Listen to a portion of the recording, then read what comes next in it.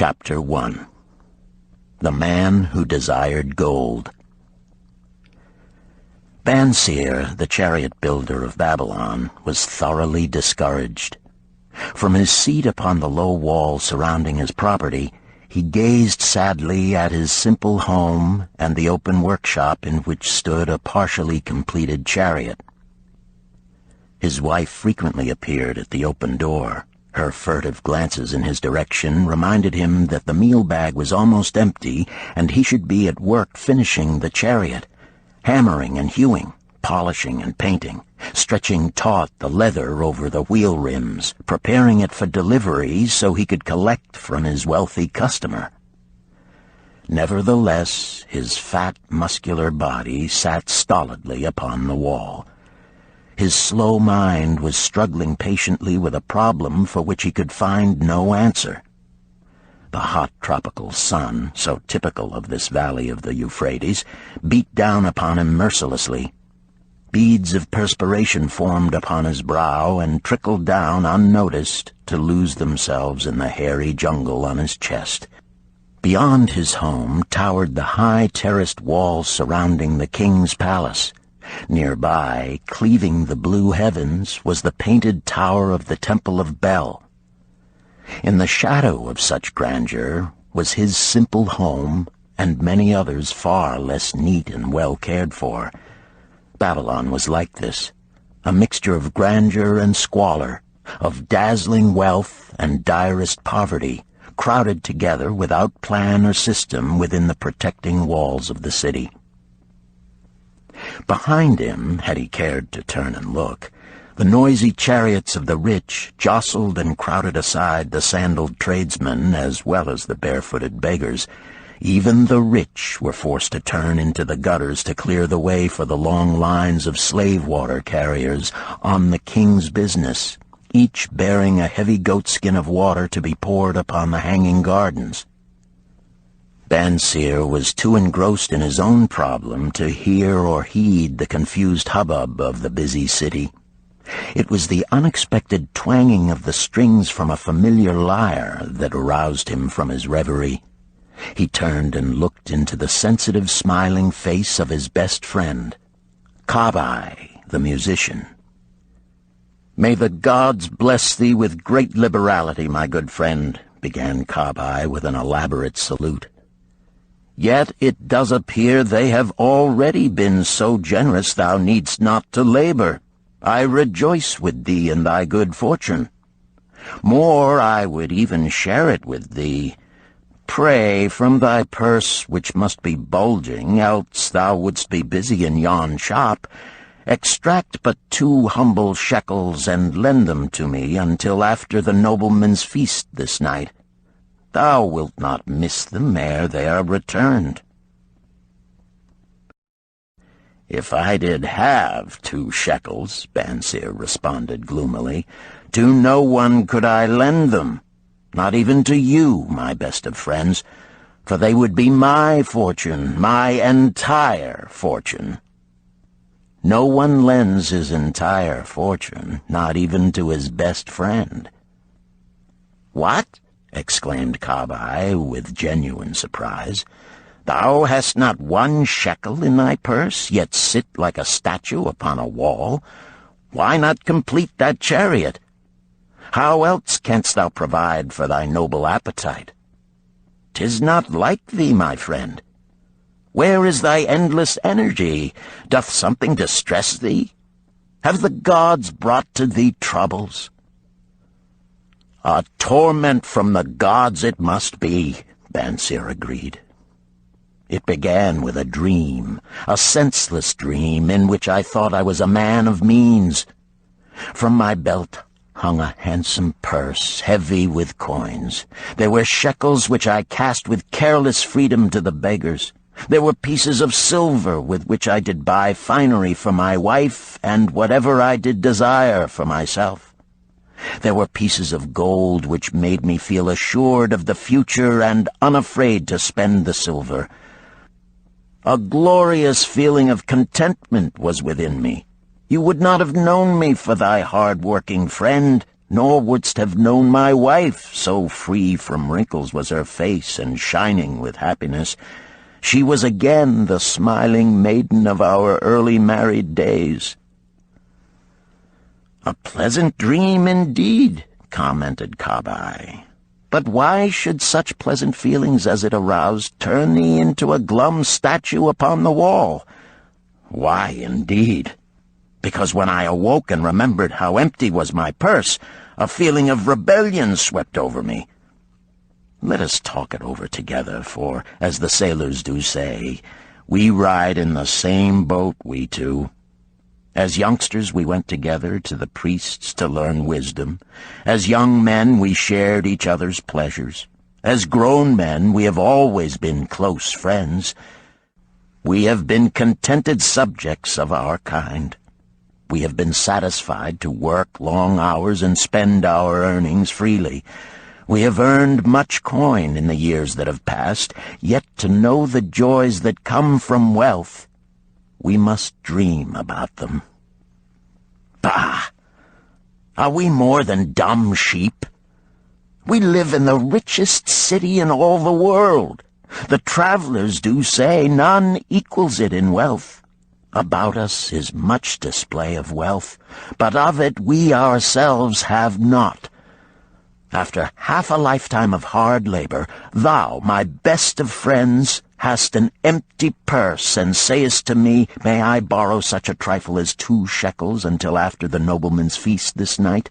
Then what do I reply?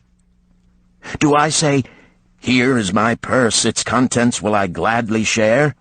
No, I admit that my purse is as empty as thine. What is the matter? Why cannot we acquire silver and gold, more than enough for food and robes? Consider also our sons, Bansir continued. Are they not following in the footsteps of their fathers? Need they and their families, and their sons' families, live all their lives in the midst of such treasures of gold, and yet, like us, be content to banquet upon sour goat's milk and porridge? Never in all the years of our friendship didst thou talk like this before, Bansir. Kabai was puzzled. Never in all those years did I think like this before.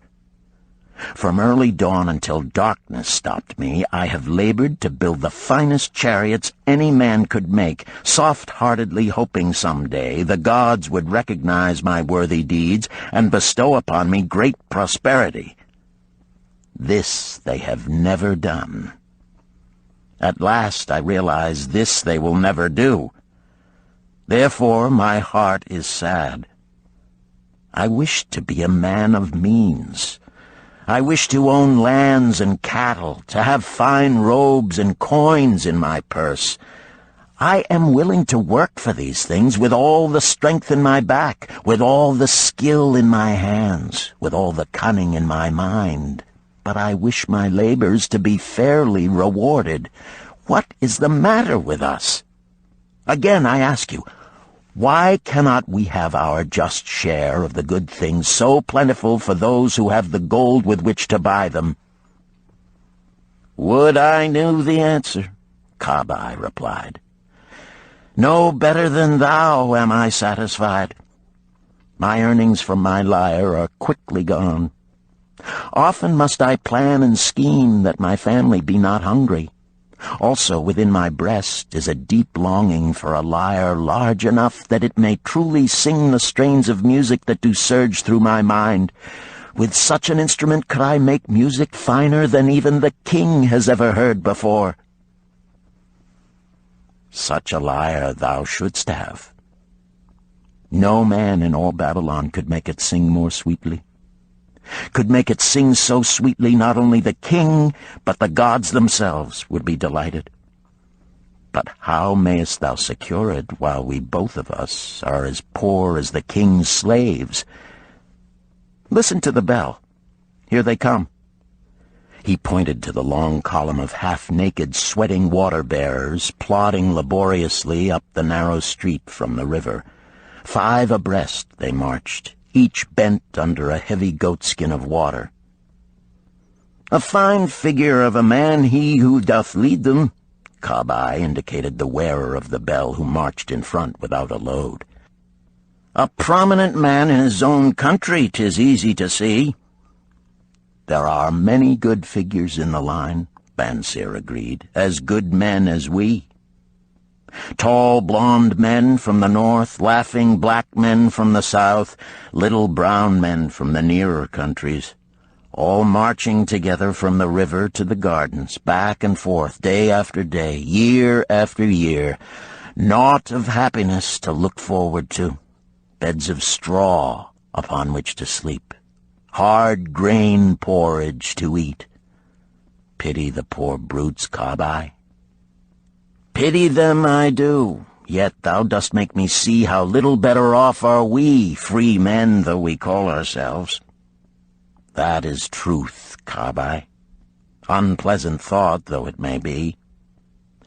We do not wish to go on year after year living slavish lives, working, getting nowhere. Might we not find out how others acquire gold and do as they do? Kabai inquired.